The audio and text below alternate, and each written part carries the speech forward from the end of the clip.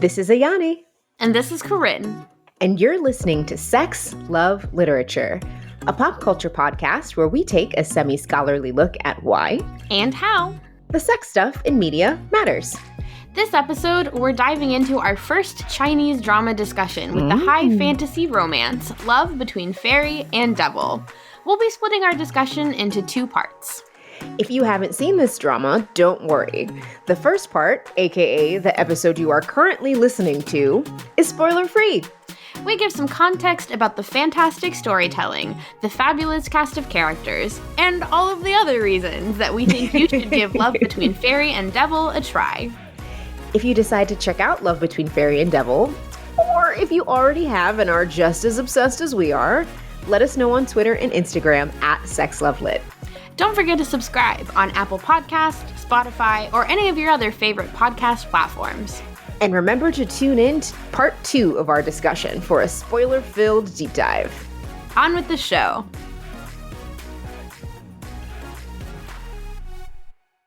Well, hello there, SLL listeners.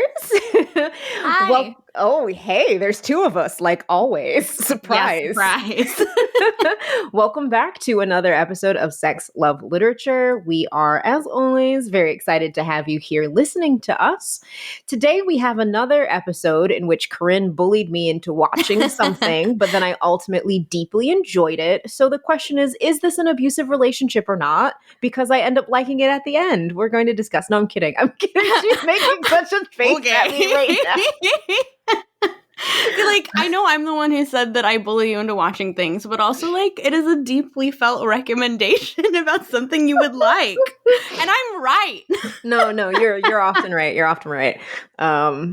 Yeah, so I'm just teasing you. I'm just teasing you because I have not successfully bullied you into watching something yet. But no, I bullied you into watching something. I'll just have to remember what it is. You're just better at it. That being said, today we will be talking about the wildly successful, deeply enjoyable Chinese drama, Love Between Fairy and Devil. Yes, which is very exciting. Definitely looking forward to talking about that. From the top, we are going to be splitting our discussion into two parts because this is such a wildly popular drama, but also kind of our first foray. I can't talk. A foyer is like the entry room to a building. Entry to the house, right? Fuck it. We'll leave it in. We're doing it live. No, I'm kidding. This is our first entrance into this genre in which we are... we've talked a lot about Korean dramas. I think we've talked a little bit about Japanese media, but I think this is our first time talking about Chinese media on the podcast. But also... This drama is super popular and it's one that we really like. So what we're going to do is split our conversation into the first half, which is going to be a non-spoiler kind of conversation. I don't want to say review because we don't really review. Why you should watch this show, if you will. Right. It is our sales pitch. Yeah, our sales pitch. That's a good way to put it. And then the second half will be the part where we do a little bit more of an analysis of the show, where we're getting into character dynamics, we're spoiling things. So just keep that in mind when you're listening. If you have not watched Love Between Fairy and Devil yet, you should listen to the first part and then go watch it and then listen to the second part. But before we start our conversation proper, you know what time it is. It's time for What is Sparking Joy? Hey, Corinne. What's Sparking Joy? So What's Sparking Joy is a moment in our podcast where we talk about a piece of culture, whether it's something we're watching, reading, listening to, that is currently sparking joy for us. So for me, two things are currently sparking either joy or strong emotions. I'm not really sure. The first one is the book Sea Sparrow by Kristen Kishore. It is the latest installment in her Graceling series, which I think about a lot in my research, but also enjoy personally. And Sea Sparrow is everything I did not know I needed. It is from the point of view of a character who has long been a side character in the Graceling series. Her name is Hava. She is delightful, but basically it is a sea journey where they get shipwrecked in the north and have to survive and try and get back to their home country. So it is very interesting. good. Yeah, it's Kristen Cashore has a way of sort of expanding the fantasy world she's writing in every book that she writes, and she does so in this book, but in a very different way than she has previously. But anyway, 10 out of 10, highly recommend. I read it in 2 days. I'm a mess. Don't do that, but do read it. And the next thing that is sparking some kind of feeling for me is on the theme of C-dramas, is the C-drama Goodbye My Princess. It aired in 2019, and it made me very upset, but it was very good. It's an interesting drama because it's basically a tragedy. I don't really think that's a spoiler because the name is Goodbye My Princess. But so it's about a princess who is sent off in a political marriage to marry a scheming prince. Oh, it is a historical drama. And the sort of tragedy of their relationship is that they do love each other, and he loves her, but not more than he loves power. Oof. So super good, super rough, and it has been living rent-free in my head ever since. So what is sparking joy for you, Ayani? So we've got 2 things that are sparking joy for Ayani. So I'm going to do the quick one first and then spill my feelings all over the podcast. So first, I'm watching an anime on Netflix that's called Romantic Killer, which is actually super hilarious right now. This was on suggestion of one of my friends. And what the super quick premise is there's a young lady who loves 3 things: chocolate, video games, and cats. So we have a lot in common. And she accidentally puts in this game that she thinks is a fantasy game, but it's a dating sim. And this wizard comes out the screen and turns her life into a dating sim. And she's like, no, fuck that. I just want my cat back. So the show is kind of, to this point, about how this wizard keeps like fucking up her life. And she's like, no, don't stop sending hot boys. Like, leave me alone. Is this for Corinne's, do you think? It sounds interesting. I'm going to see where it goes. I'm only on episode 7. And Josh said that like episode 8 takes a turn and it stops being so very lighthearted. So I'm going to see what happens. And I'll let you know. But this was one actually when I finished, I was going to see how I felt about it and then see if we wanted to talk about it on the pod. Because I think it's playing with a lot of like romance dating tropes that are things that I enjoy. Like I'm like texting the chat and I'm like, oh yeah, he's the one I would romance. And then I'll also be like, oh no, I hate this one. He's the worst. I never want to see him again in life. So, all right. Yeah, we'll see.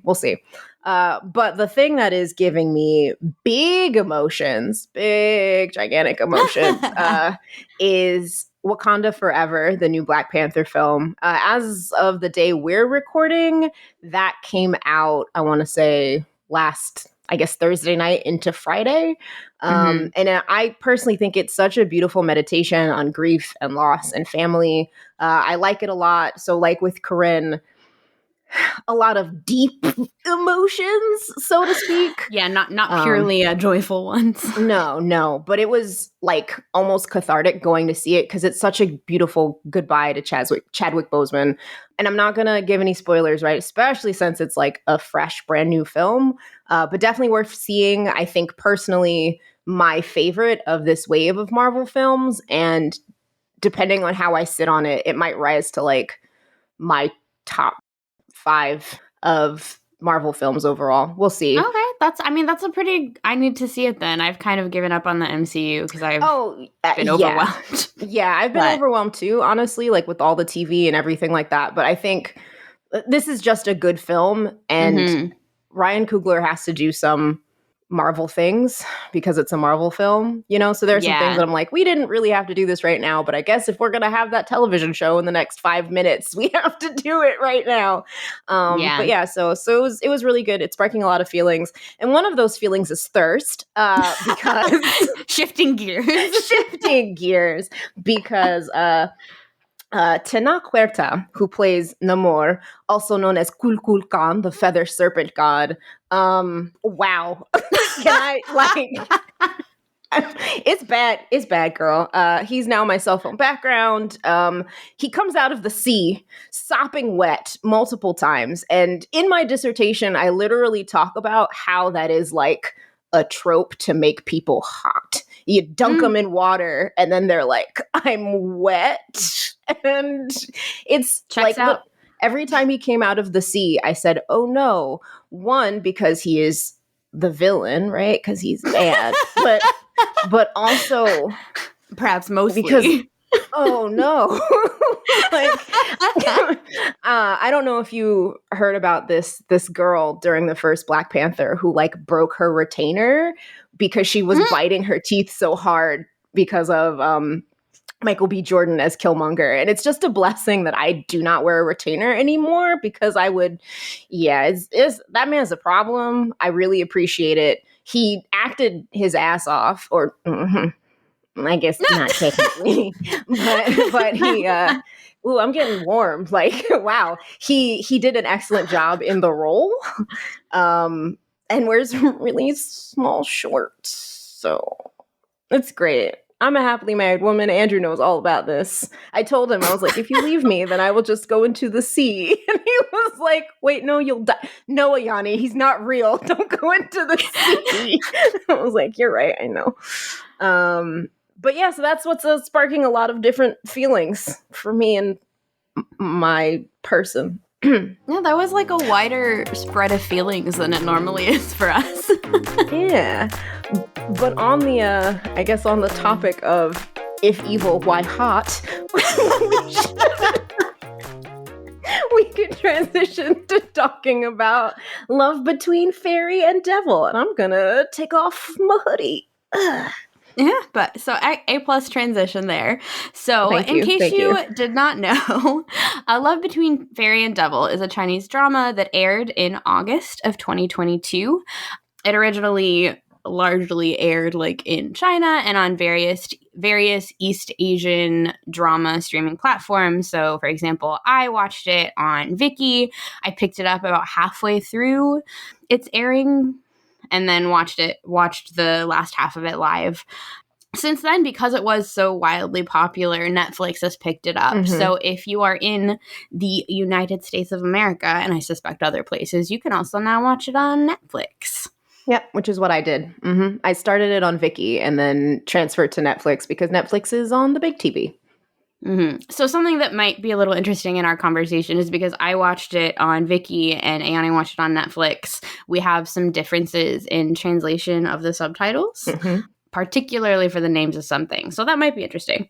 So to give you an idea of what it's about, the show description, one of the shorter ones that I found on Google, on like the Google show descriptions, is when a low-ranking fairy accidentally resurrects a powerful demon, their fates become cosmically entangled as the world is thrown into turmoil. So Love Between Fairy and Devil is part of the Xianxia genre, which translates as immortal fantasy, which is a pretty common genre of Chinese fantasy and Chinese dramas. Although for Ayani and I both, it was the first one we had seen. So basically, to give you a better idea of the way the sort of world works, is there's the fairy realm, the moon tribe realm, and then the mortal realm. And the fairies and the moon tribe do not get along and have not gotten along for hundreds of thousands of years. And it's a love story that is centering on a member of each group and how their relationship fits into and changes the world, basically. Right. What would you add to that, Ayani? One thing I would add is that outside of humans, fairies and devils live for a very, very long time. So, hence the immortal fantasy aspect. Yeah. So, for example, someone will say, like, you've only lived for 1,500 years. What do you know? You know, so there is this kind of play on how long someone has been alive. You know, someone who has been alive for 5,000 years has a certain kind of seniority kind of a thing.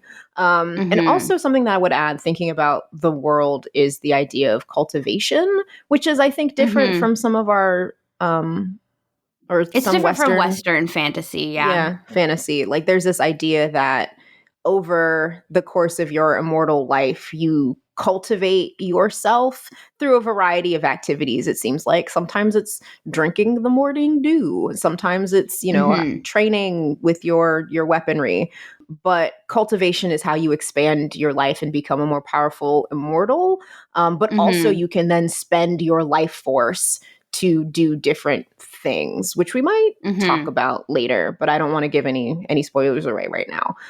So I think that's an interesting kind of difference from a lot of, I guess, popular Western fantasy. Let's say is that kind of idea of cultivation, which also plays into, to make a bad pun, the roots of some of the characters that are part of the world. Yeah, so before we get into our sales pitch for the show, we are going to give you an overview of some of the main characters. I've been on fire with the transitions, by the way. Like, top tier me. Consider it noted.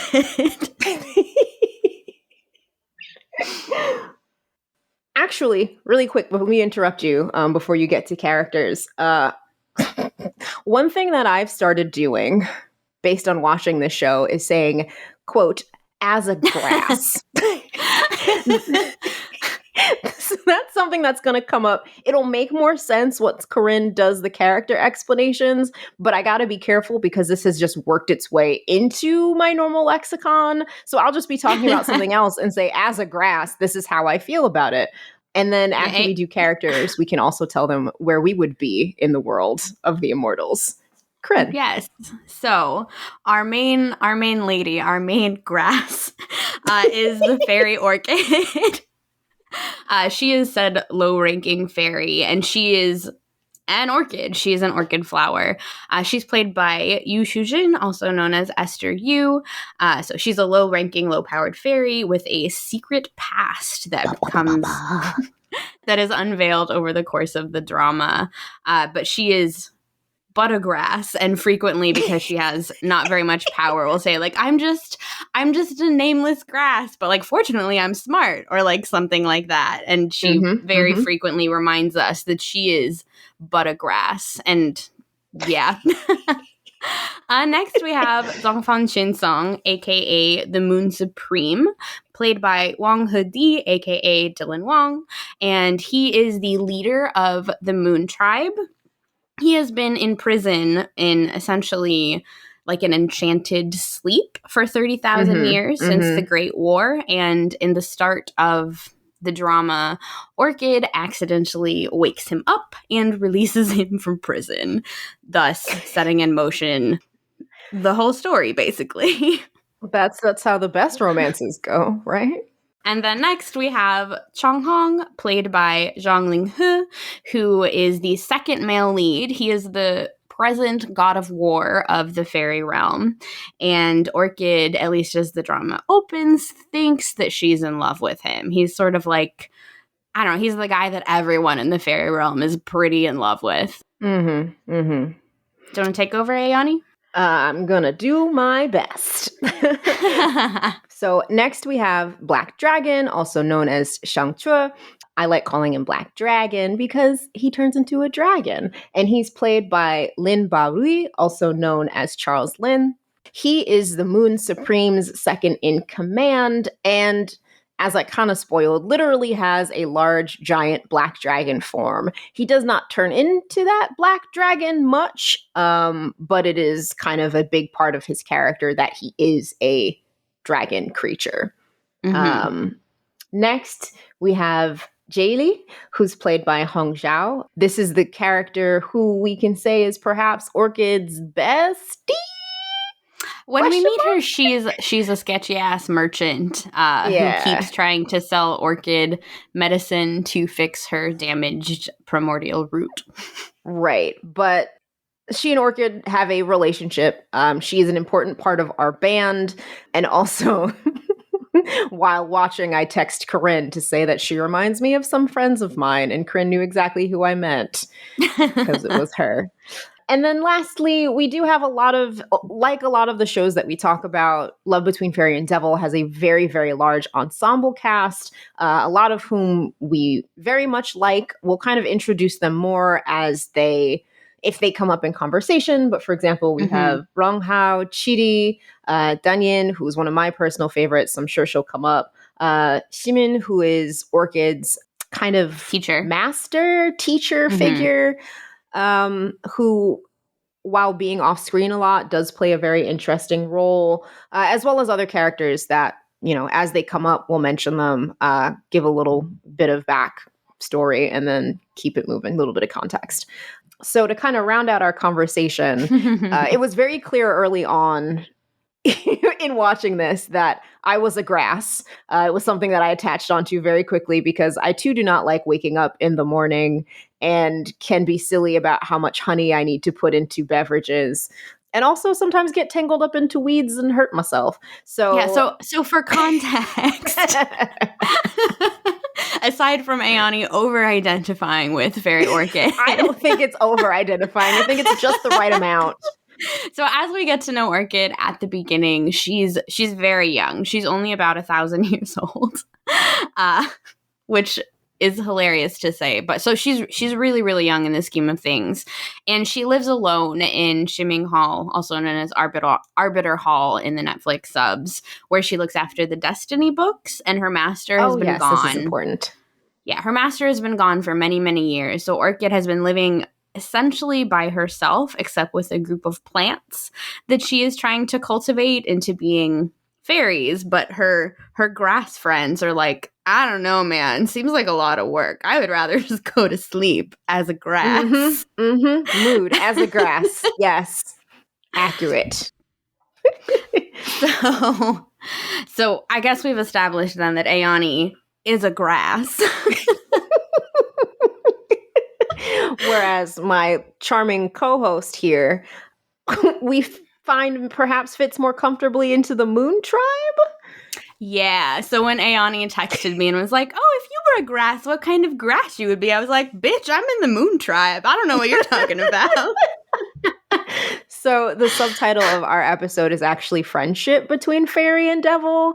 And if we had a show, it would be a silly buddy comedy about how we'd go around the world doing like hijinks, in which I overslept. And I don't know what you do. I think you'd be doing normal current activities that also feel like they'd be spoilers. So I can't talk about them yet. So Gia Lee is in the Moon Tribe, and we will talk more about Gia Lee, especially in the spoiler section. Because while you meet her pretty early on, she doesn't become a regular character until around episode 12 or so. So with that, why don't we get started on kind of the more spoiler-free content? Because I do think there's a lot of ground for us to cover thinking about this show, which did we say is 36 episodes long? It's 36 episodes long, and each one is... It's 36 episodes that are somewhere between 40 and 45 minutes long each. Yeah. It would have been an hour with like commercials kind of a thing. So to start, I think the first one we have on the list is something that you love. So do you want to take it? Because I think this was something that was exciting to you. Yeah, so actually one of the reasons I started watching Love Between Fairy and Devil, and the embarrassing way that I pick up most East Asian dramas that I watch, is that a lot of the people that I follow on Tumblr were very, very into it. And one of the reasons that they were very into it and that it appealed to me is that Love Between Fairy and Devil is playing with a lot of tropes that are very familiar from high fantasy and from fantasy romance stories. Like, for example, you have like the Dark Prince and like the bubbly fairy thing going on. And I also saw that there are these body swapping shenanigans going on. So like when Orchid, this is not really a spoiler, this isn't a lot of the promotional material. So like when Orchid releases Dongfang Chinsong by accident from prison, she accidentally, without realizing it, puts a magical spell on him so that Dongfang Chinsong can like feel Orchid's emotions. And also when they kiss, sometimes they body swap. Yeah, I had actually thought about doing this show in kind of conversation with other kind of body swap romances, but I'm glad that we decided not to do that.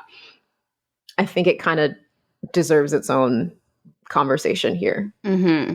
But yeah, so in addition to that sort of like comedic element, it also is, I think, deploying a lot of sort of by the book romance and fantasy tropes, but in very smart and compelling ways with the way that they like play them out, with the way they come back and have sort of like different resonances, with the way that like something will happen to Orchid at the beginning and then happen to Dong Fan Chin Song later. So it's, even while a lot of the tropes are very familiar and like felt familiar to me, even as a Western viewer, the way that they put them together was very, very smart.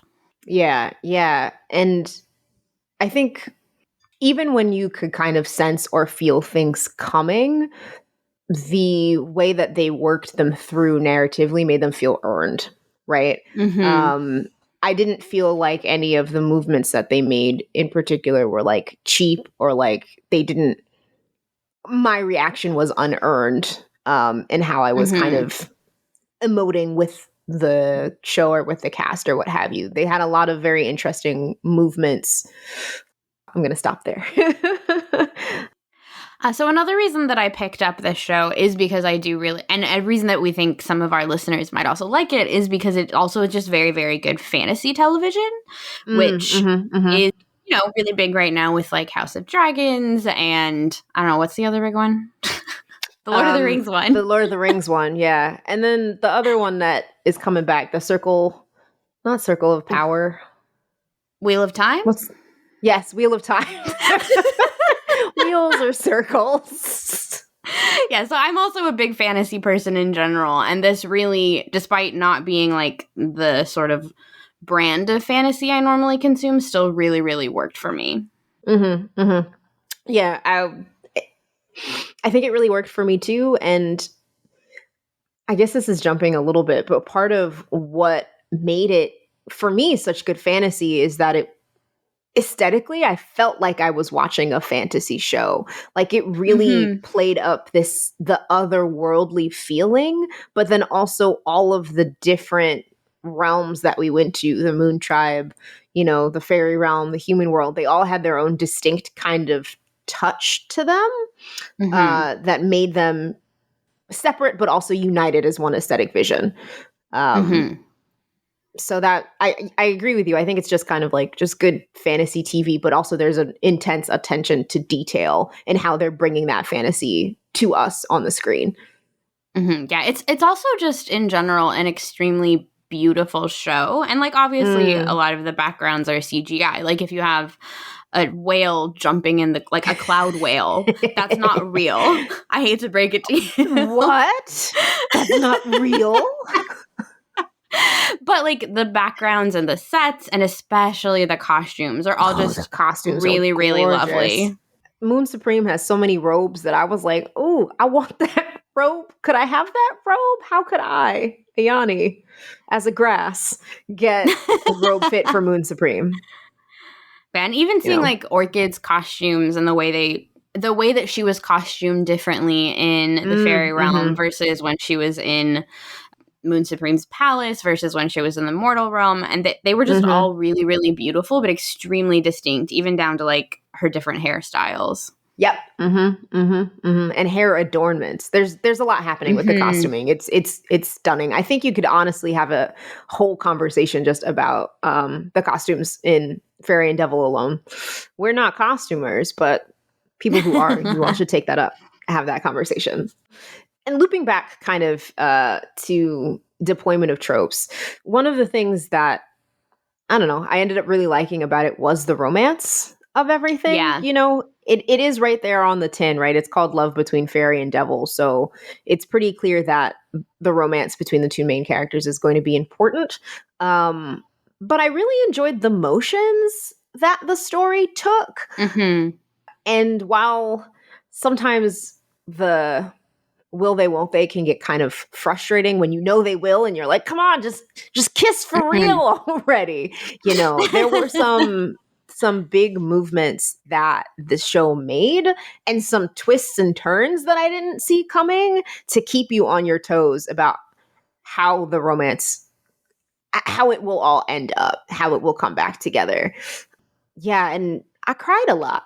I cried a lot. I don't think that's a spoiler because I cry about everything, right? I But I did go on an emotional journey with this show, in part because of the yeah. romance. So I will say that this is I don't know, I cry a lot at everything. It's a rough semester for me, but Yeah. I like finished this drama around the time that I also finished Love Like the Galaxy, another C-drama that I was watching at the time that also had an ending that was like that had like a lot of emotions in it, and I was just like not prepared for that amount of emotional investment in a show that like it's a show that like starts out pretty goofy. Oh, like, for sure. Yeah.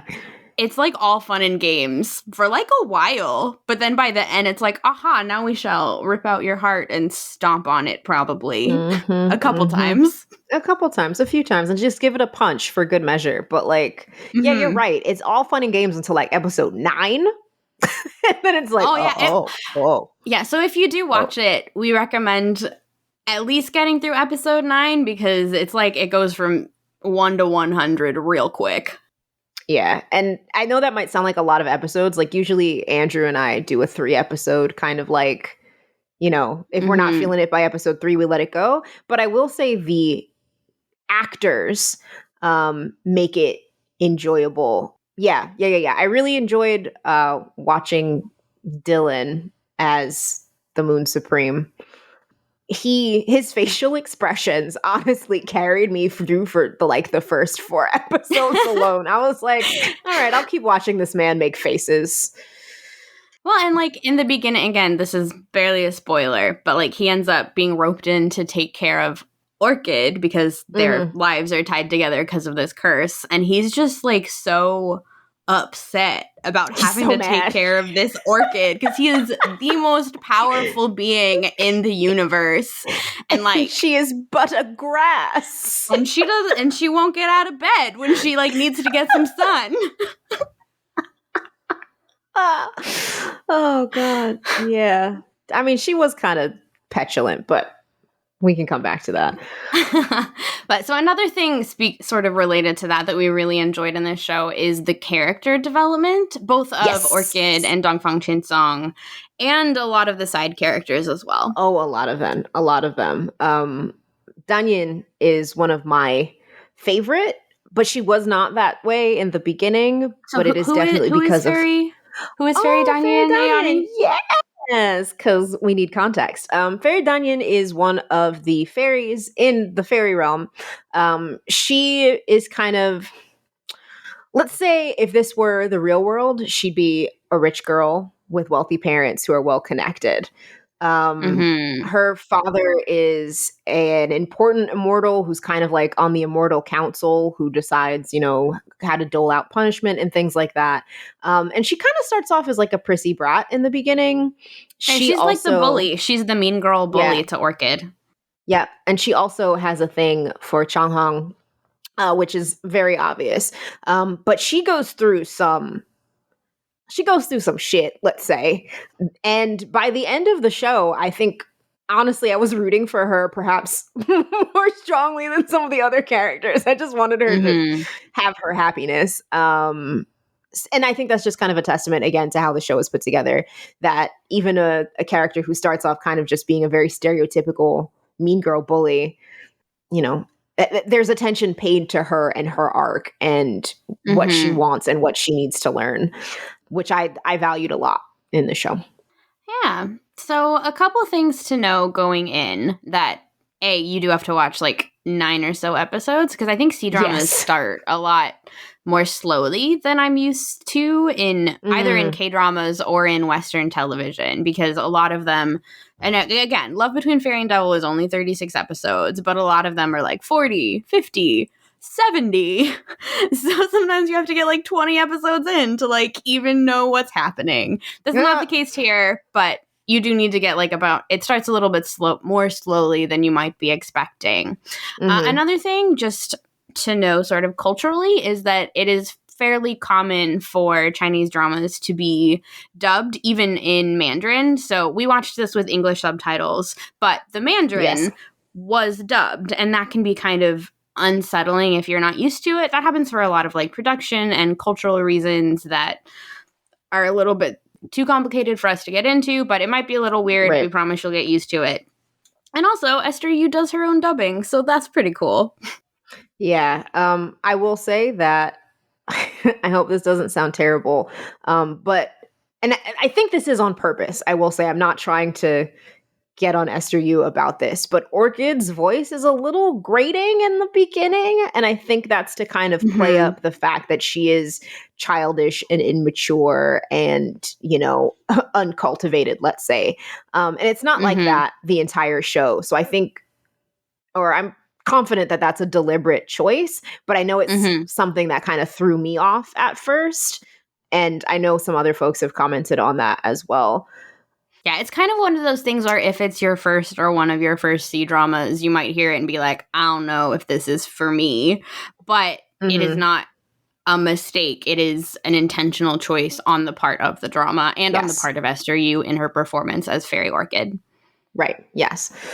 And kind of sticking with sound, before we kind of leave this spoiler-free section. To mention that. This is the most important part. I forgot. I'm upset we forgot to mention this, but oh my God, the soundtrack for this show is so good. Like, it grabbed my brain and just would not let go. I think there was at least a week or two that when I woke up, I was humming a song from the drama.